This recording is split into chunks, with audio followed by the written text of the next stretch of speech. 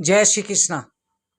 प्रिय दर्शकों, संतान प्राप्ति में पुत्र या पुत्री की प्राप्ति के लिए सम और विषम डेटों का प्रयोग किस प्रकार से करना चाहिए, जिसमें मनोवांछित संतान की प्राप्ति हो। जिनको पहले से पुत्री है, पुत्र प्राप्ति के लिए प्रयत्न कर रहे हैं, जिनके पहले से पुत्र हैं, पुत्री प्राप्ति के लिए प्रयत्न कर रहे हैं, ऐसे में संतान की मनोवांछित प्राप्ति के लिए किस प्रकार से सम विषम डेटों का प्रयोग किया जाए। वीडियो को ध्यान से सुनना है, कहीं पर किसी भी प्रकार की कोई गलती नहीं होनी चाहिए।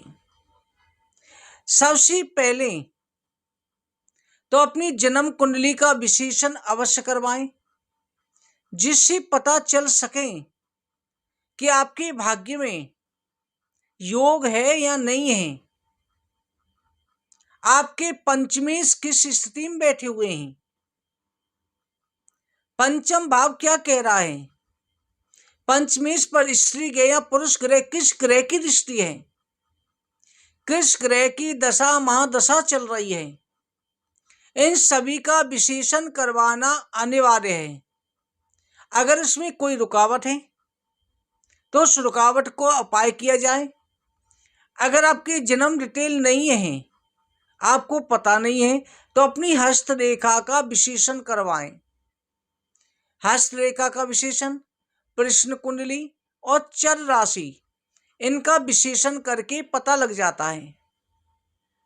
इसके साथ में सम और विषम डेटों का प्रयोग किया जाता है।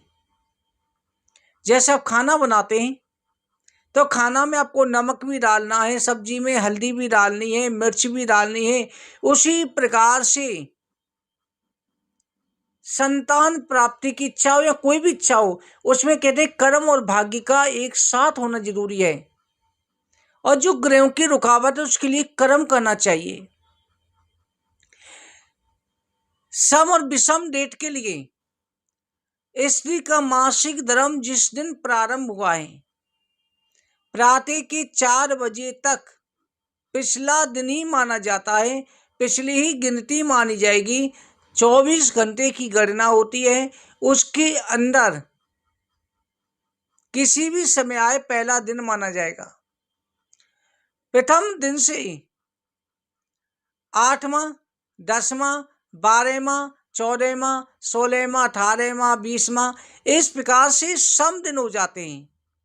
और इन सम दिन में द्वितीया, चतुर्थी, षष्ठी, दशमी, द्वादशी और शुक्ल पक्ष की चतुर्दशी और अष्टमी, कृष्ण पक्ष की का चतुर्दशी अष्टमी का प्रयोग नहीं किया जाता।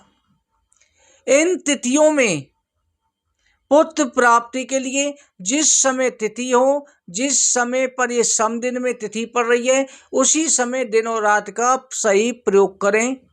इसके साथ में दिन देखें और नक्षत्र देखें। शनिवार को कभी भी कंसीव नहीं किया जाता।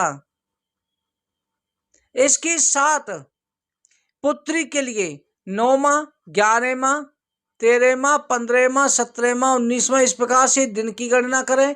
और इनमें विषम तिथि एकम, तृतीया, पंचमी, सप्तमी, नवमी, इन तिथियों का प्रयोग करना चाहिए। तो निश्चित रूप से कन्या की ही प्राप्ति होती है। इसके साथ हरिवंश पुराण की कथा श्रवण करें। हरिवंश पुराण में पुत्र या पुत्री जैसा संकल्प लिया है, 7 बार हरिवंश पुराण तो गर्भ कंसीव से पहले ही सुन लेनी चाहिए। कंसीव के बाद में भी अगर शुरू किया है तो 7 बार पूरी जरूर कर ले। में एक दिन में कितनी भी वीडियो सुन सकते हैं। संकल्प लेकर के सुने, साथ में अपनी अर्जी लगवाएं, तो निश्चित रूप से मनोवांछित संतान की प्राप्ति होगी। इसके साथ में और प्रकार की औषधियों की हर प्रकार की जानकारियां चैनल के माध्यम से हम देते ही रहते हैं, योग भी बताते रहते हैं। उसे देखने के लिए आज चैनल को सब्सक्राइब करें, बगल में बेल आइकन को दबा के ऑल पे क्लिक कर दें। आगे की वीडियो में जानकारी के साथ मिलते हैं। जय श्री कृष्ण।